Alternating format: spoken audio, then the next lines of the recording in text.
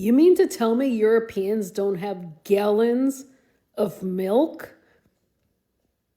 Why are they impressed that Walmart sells gallons of milk?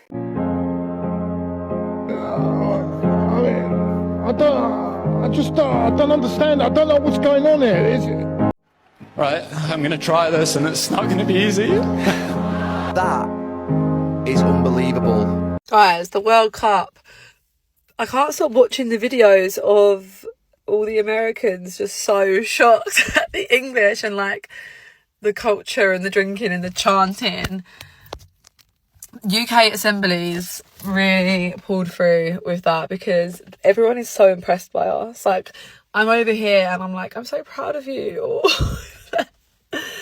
I mean, for now anyway, I feel like something definitely is going to get some sort of punch up or something.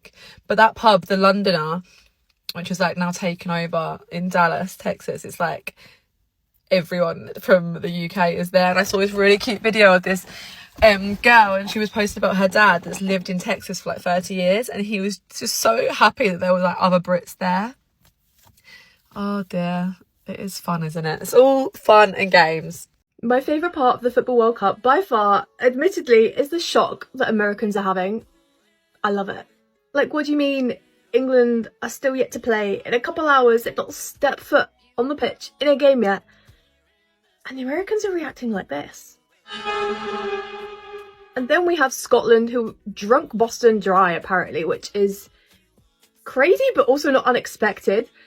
I think Americans are just having a real shock that actually the rest of the world cares about football, even if they don't. Maybe it will start to sink in with those fans who every year when the Super Bowl comes around say that it's the biggest sporting event of the whole world.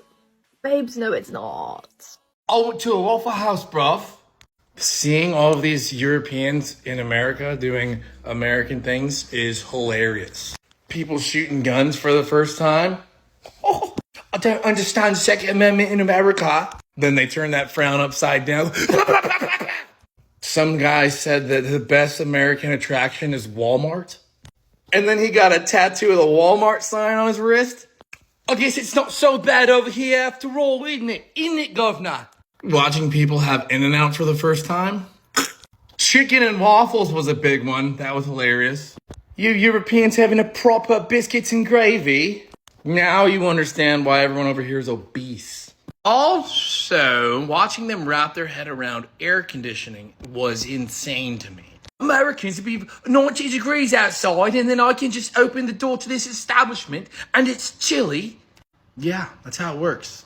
Seeing the Scots and the English in the US has been my favorite thing to do for the past 6 days, because what Americans are seeing in the World Cup of how Scottish people and English people behave is the exact reason why I decided to move to the UK.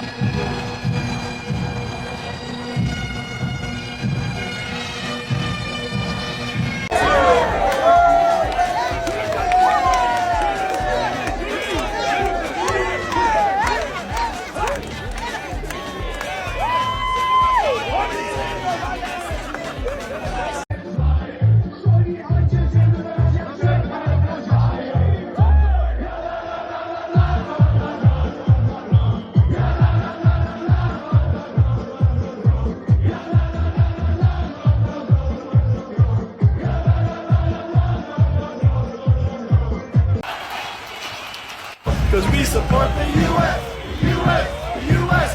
That's the way we like it. We like it. We love it. Oh. That is a bad one. All along there was a fever. It's called soccer. It's called soccer. I believe that we will win. I believe that we will win. I just saw a TikTok from a British man saying that America has no chance of winning the World Cup, and I'm trying to figure out, when do we get in the World Cup? Have we always been in the World Cup? Who on our soccer team? What's our record? What's our team name? Who is our mascot? Who was gonna tell us?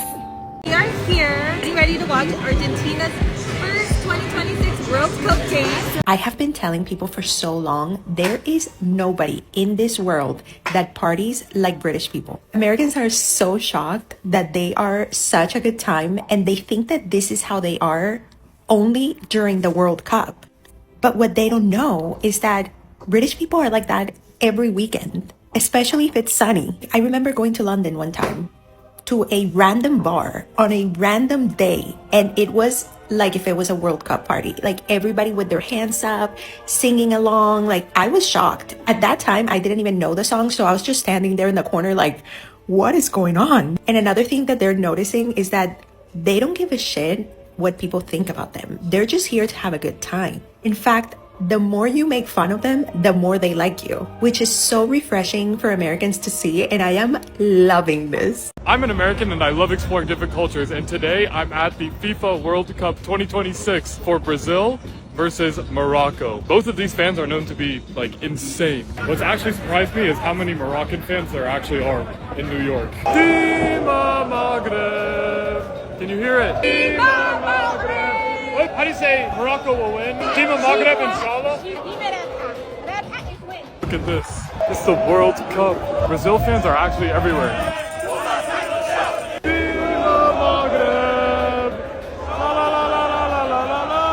First view of the stadium. Oh my gosh.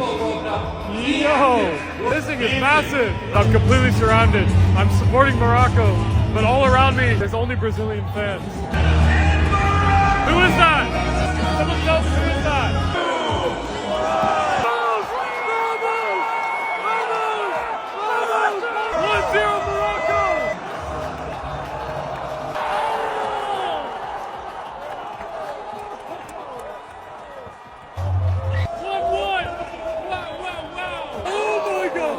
With the World Cup happening right now and all of the players from all these different countries really having American culture shock, I want to tell you guys how I experienced American culture shock myself. Yes, I'm American, but I did grow up most of my life overseas. Grew up in like Africa, Asia, Europe, moving every 2 years. So when we came back to the US during summers or periodically, I literally had the biggest American culture shock ever, every single time. I remember my biggest excitement was coming back to the grocery stores just because of, first of all, how big they are and how many options of every single item there was. That was one of the biggest ones. The type of grocery stores that we would have would be like little deli marts, little markets. So that was definitely the biggest thing. Guys, we should not be taking our grocery stores for granted. Ridiculous how many options we have. I would say the other thing would be convenience of everything. Also, as an American, coming back and being able to hear everyone's conversations, for example, while you're in the grocery store and people are just talking next to you and being able to like fully understand their conversations, feeling like I'm eavesdropping, that was a weird culture shock for me because obviously I was used to not understanding anyone growing up. It felt like I was invading their privacy, understanding every single word that they were saying next to me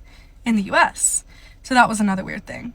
I just think it's really funny seeing all of these like Europeans post about being here. And I'm like, I literally went through the same thing with you guys. I mean, watch it. They're dancing in the streets. They're singing Country Road by John Denver. They're playing bagpipes at Fenway. They're eating barbecue. They're going to the Grand Canyon. They're praising America. Unity. Community. We need to break bread at the same table without politics being somewhere in the middle. We need to embrace humanity when we can.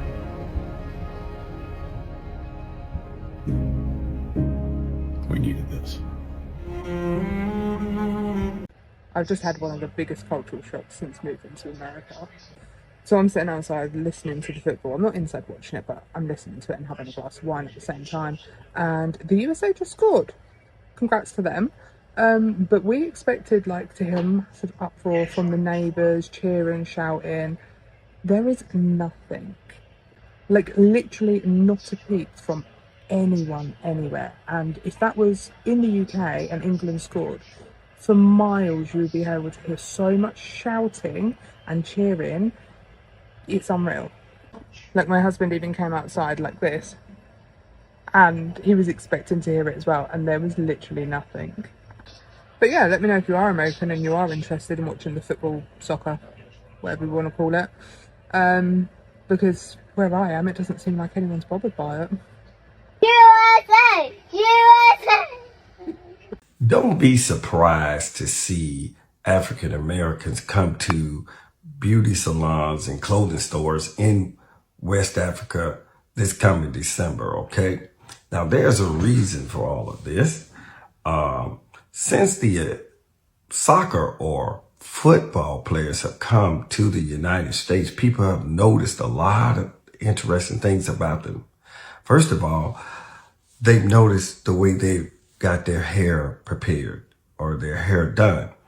Now, a lot of African Americans notice that and want that style done too. And the more affluent African Americans that can afford to travel to West Africa, you can bet they're going to be visiting those hair salons. Next, also with the DR, Democratic Republic of the Congo, their clothing that they wore getting off the bus became a national sensation. All right. They're here to play soccer or football, and people are talking about their clothes that they're wearing. So far, it's been a real big situation, a big positive thing that has occurred. The hair, the clothes, the African styles. Now, I know someone is going to say, well, you should know that our hair grade and our hair type is African because most African Americans are from Africa, if not all. Well, guys, you have some African Americans that just don't know, all right? Now, you don't really want to touch that, but I will say some African Americans believe they're from El Salvador, Singapore, anywhere but Africa, all right? But don't get offended by that. Let's just move forward and keep those styles and those hairstyles. Let us see what's going on because I can dig their vibe. All right.